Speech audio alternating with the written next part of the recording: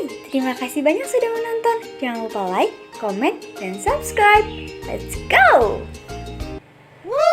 Semuanya, halo, assalamualaikum warahmatullahi wabarakatuh. Sebelumnya perkenalkan, nama saya Audi Susilawati Tanti Pertiwi. Saya dari kelas 2M Manajemen Sumber Daya Manusia dengan NPM 12102024. Oke, teman-teman di sini mencari tema pembelajaran organisasi. Teman-teman di sini tuh ada yang udah tahu belum sih apa itu pembelajaran organisasi, gimana sih, materi apa gitu kan?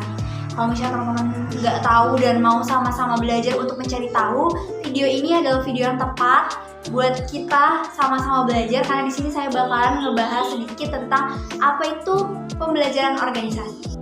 Nah, sekarang kita udah nyampe di materi pertama, yaitu tentang konsep organisasi pembelajaran.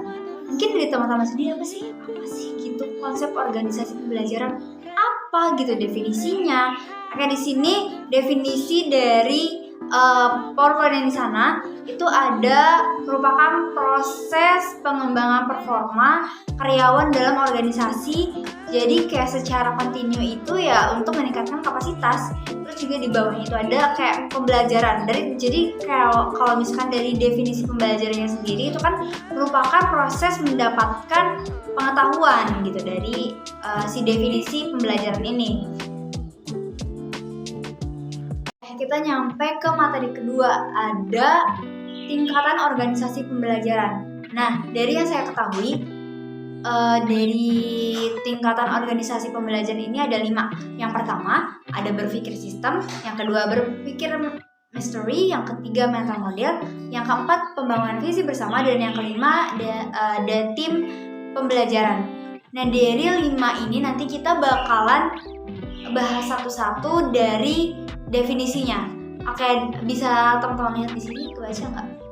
Kebaca, insya Allah kebaca lah. Oke, dari yang pertama dulu ada berpikir sistem. Jadi kalau berpikir sistem itu, jadi kita tuh berpikir secara keseluruhan terhadap interaksi antar unsur dalam lingkungan tertentu. Jadi yang kayak bekerja untuk mencapai tujuan, kayak gitu. Terus yang kedua ada personal mystery. Jadi kayak yang upaya keahlian terus-menerus dalam mengklarifikasikan visi pribadi gitu. Terus yang ketiga ada mental model, yang dimana kemampuan secara mental yang dimulai dari penguasaan pribadi. Terus yang keempat ada pembangunan visi bersama, yang dapat kita tarik kesimpulannya seperti kayak merupakan kapasitas untuk berpegang pada gambaran bekerja sama akan keadaan yang ingin diciptakan. Jadi kayak kita harus sama-sama gitu. Kayak misalnya nih, saya mau mencapai sesuatu, yaudah kita ayo bareng-bareng mencapai tujuan tersebut atau tertentu lah gitu. Kita bareng-bareng bersama tim kita gitu. Terus habis itu, karena kan di awal kan kita punya visi gitu.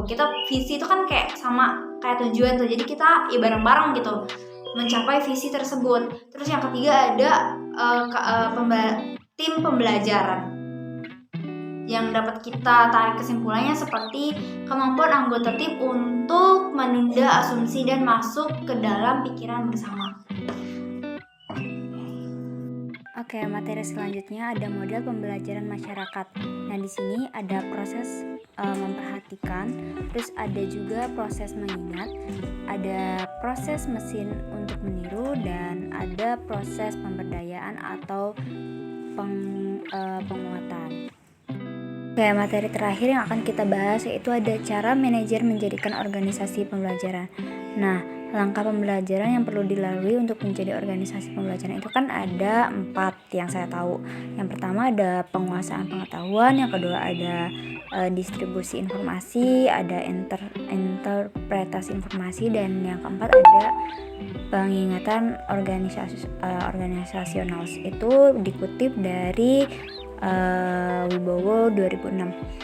Dan Terus ada cara dalam menjadikan organisasi pembelajaran.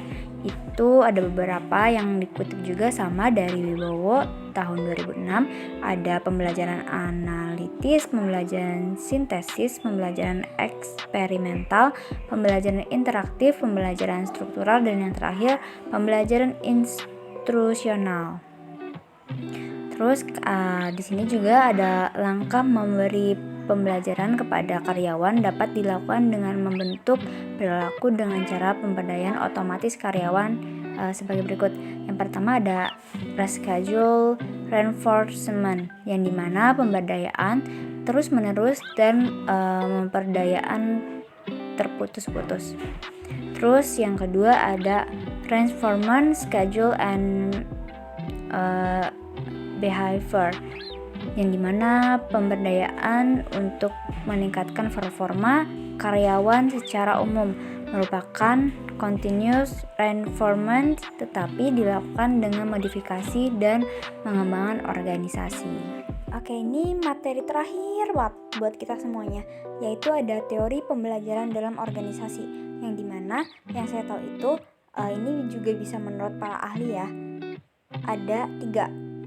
Yang pertama ada operant conditioning atau Skinner. Jadi kondisi ini tuh bisa membuat perilaku orang mau belajar secara sukarela untuk memperoleh imbalan atas prestasi atau kegagalan atas kesalahan yang mereka berbuat. Terus yang kedua ada classical conditioning, yang dimana ini tuh menurut Ivan Pavlov, ahli psikologi Rusia, dia tuh kayak melakukan eksperimen gitu loh ke anjingnya, dan dia tuh kayak ngajarin anjingnya untuk ngerespon suara lonceng. Jadi dia juga menarik kesimpulan bahwa apabila kondisi tidak ada stimulus, maka tidak akan terdapat respon terhadap suatu objek yang menjadi fokus perhatian sebaliknya. Yang ketiga ada social learning theory. Kalau menurut Robbins, dia tuh mengeluarkan tentang social learning, bahwa masyarakat atau orang akan melakukan pembelajaran melalui pengamatan dan pengamalan secara langsung tentang terjadinya masalah atau objek. Terima kasih teman-teman semua yang udah nonton videonya sampai selesai. Semoga materi yang kita bahas hari ini bermanfaat untuk teman-teman dan bisa menambah sedikit wawasan.